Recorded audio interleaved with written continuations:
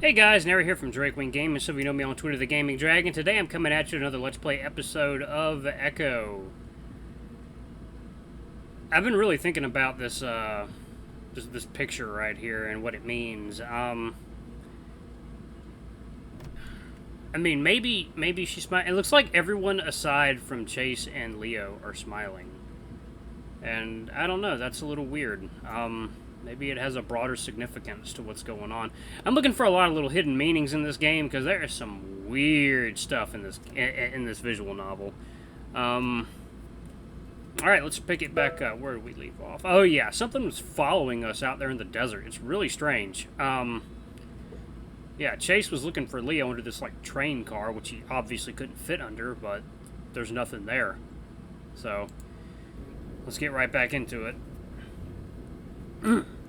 That would have been a good idea, though. It sounded really heavy, like a person. Could have been, you know. A lot of the weirder people around here like to come here to get drunk or high or whatever. Sounds fun. I must still look like an unnerved. I must still look a little unnerved because Leo sets a hand on my shoulder. Well, I'm here now, so don't worry. His eyes drift down to look at my torso. Damn, you've kept in shape. Well, better shape. I smirk, rubbing a shoulder.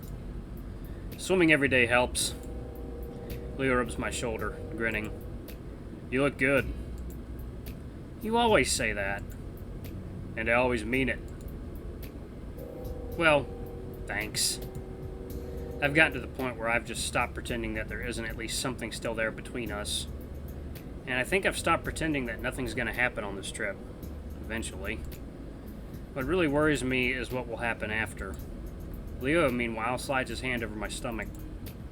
Not that I'd care if you gained any weight. That happens. But I like you this way. Yeah, it happens. I only hesitate for a moment.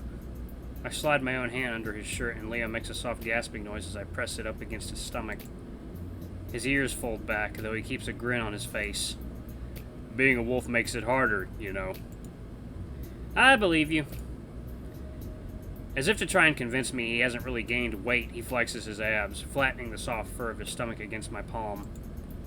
Steel wrapped in velvet. But you know, I'm into that.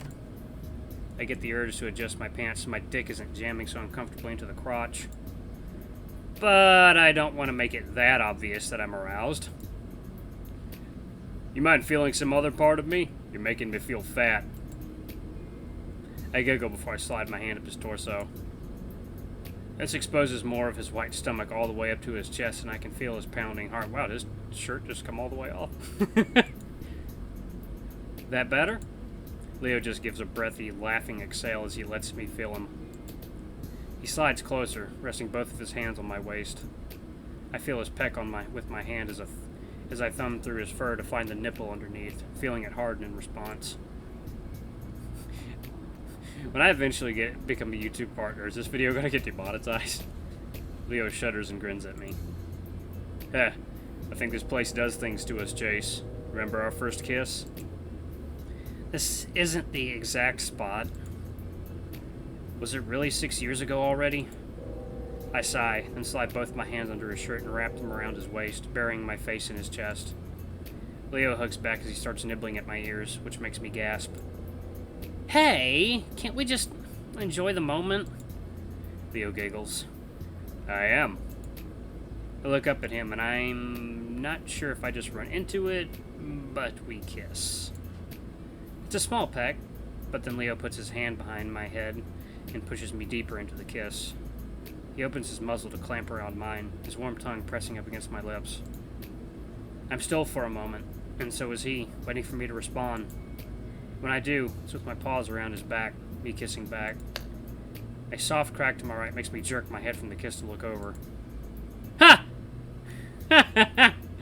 It's oh my god! It's like every fucking time, every fucking time. Kudzu's standing there, his arms folded. Leo coughs in surprise, pulling back as well and wiping his muzzle. Oh, Kudzu, what's up? The raccoon's expression is hard to read, as usual, but I see the corner of his muzzle cork up after a while. Not much. What are you up to? I mean, what's up with you? Oh, you know, stuff. Leo laughs, and finally Kudzu smiles. Hey, Kudzu. I speak up, feeling awkward staying silent after Kudzu caught us like that. He nods in my direction. Chase! So, what are you guys really doing out here? Seems like kind of a dumpy place to be doing that. I blush, but turn and point to my camera bag sitting inside the opening of a car. 1 second, guys. I was filming for my project. This place is important to Echo's history. I see. We could ask you the same thing. Well, I'm not exactly doing that, am I? Anyway, I just take walks sometimes on my days off. In the middle of the day? Usually. He narrows his eyes at me, clearly thinking that I'm suspicious about something, so I quickly add, I mean, it just gets so hot out here at this time of day. I'd die. Kudzu shrugs his shoulders nonchalantly. I don't know. I go for walks a lot. That's what I was doing last night when I found you two. Hey, thanks for stepping in last night. That could have ended badly. Kudzu shrugs again. It would have. Had to do something, didn't I? Well, we appreciate it. Leo wraps an arm around me and hugs. So, how was he when he came to? Pissed, obviously. He always is. But he said some things last night. You should stay away from him for a while. Kudzu's normally placid face shows some concern for the first time. What? You say he was gonna kill me? Leo says it lightly, like it's not a big deal. Among other things. His eyes flick to me. I give a start. What? Whoa, wait, did he say some shit about Chase? Leo's hackles rise, and I can see him starting to bare his teeth. Again, he was on something last night. He might not even remember it, but I'm just warning you to be careful around him from now on. Kudzu looks back at Leo. Don't provoke him. I wouldn't if he wasn't such a fucking asshat. Just ignore him. I swear to God, if he talked about doing shit to Chase... His grip tightens even more around me. Hey, I'll be gone in a few days. Don't worry about me. I'm worried about you. I'm just getting really tired of that meth skeleton messing with everything I do. And if he fucking tries something with you... Leo... The air is tense and I can feel Leo growling deep in his throat. Wanting to change the subject, I speak up.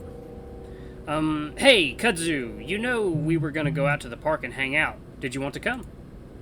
Thanks, but I think I'm good. Leo perks up from his brooding. You know what? I think that's a good idea. We were gonna play some soccer, but there's only gonna be 3 of us. You can help even it out. Kudzu thinks. Well, I suppose I could use a workout. Someone's messaging me right now. I'm not answering. Ha! You're just like TJ. I think you guys will get along great. I don't really see TJ and Kudzu getting along just because they're fitness conscious. They're practically night and day. Well, we're heading out right about now. You gonna come? Kudzu hesitates for a second longer before he nods his head in a quick jerk. Alright, yeah, why not? And with that, I gather up my equipment and we head back to Leo's house. It's not surprising that Echo hardly has an inch of flat grass in the entire town. Leo says they're planning to lay down sod next to the lake when the area is further developed, but as of now, we have to settle for a park near Peyton. It's a plain stretch of grass, usually used for youth soccer games. In fact, I can remember when I was part of that same organization, back when my stubby legs didn't matter as much. Of course, after a few years, it became clear that, being an otter, I wasn't built for the sport. That's when I took up swimming, of course, but then I realized that I wasn't really great at that either. Of course, I could outswim any non-aquatic, but when it came to the other otters, I was pretty much bottom of the barrel. As we drive, TJ sighs next to me. I look over at him, and he's got his elbow against the armrest, staring out the window as we pull into the empty parking lot. Everything all right? TJ's ears perk, and he looks over at me, clearly forcing a smile. Of course! You don't seem that way. What's up? I lean closer to him. Leo's talking to Kudzu in the front, so we have some amount of privacy. TJ looks down at his lap for a moment, then he just shrugs. I think it's pretty obvious, Chase. This whole trip has been pretty bad. I'm about to counter that it hasn't been that bad, but he goes on. I just think it might have been the best if I hadn't come. I feel bad is all.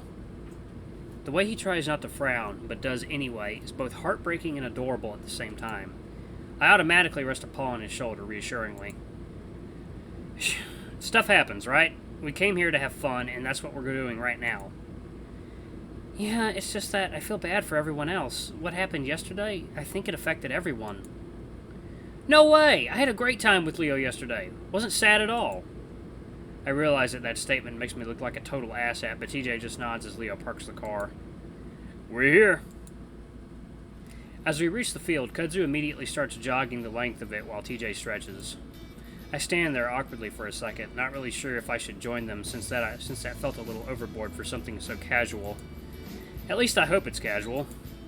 Leo rests the soccer ball against his hip as he joins me. Heh, they're so eager, huh? Apparently. Well, it's not a bad idea. Don't want to pull anything. So me and Leo do a few awkward stretches before the other two join us in the middle of the field. So, time to pick the teams. There's only 4 of us. Shouldn't be too hard. You want to pick? Kudzu looks between us before his eyes settle on me. Chase. Oh, okay. Probably best to keep the lovers off the same team to avoid distraction. I, at least, want a little bit of a challenge. Kudzu gives Leo a little smirk. I blush, but Leo smiles easily, rolling his eyes. It's not like that. Mm-hmm, sure. So, I'm on Leo's team? TJ sidles up to Leo's side and the wolf puts her arm around his shoulders. Yep, you're lucky to have me, you know. In my country, we had a war over soccer once. I don't believe you. It's true. Thousands died in the football war. That's so silly. Wait, do you call it football? Because that seems pretty confusing since you're really into the other football. I live here now, so football is soccer and football is football. But if I were to call soccer football, I'd call it football. Wait, what? Uchika. Let's just start. Alright guys, I'm going to save it right there. I'm going to keep talking in case this is copyrighted music. So thank you guys so much for watching. Don't forget to like, comment, subscribe, and ring the notification bell. And until the next video, I love you all. I'll see you next time. Bye-bye!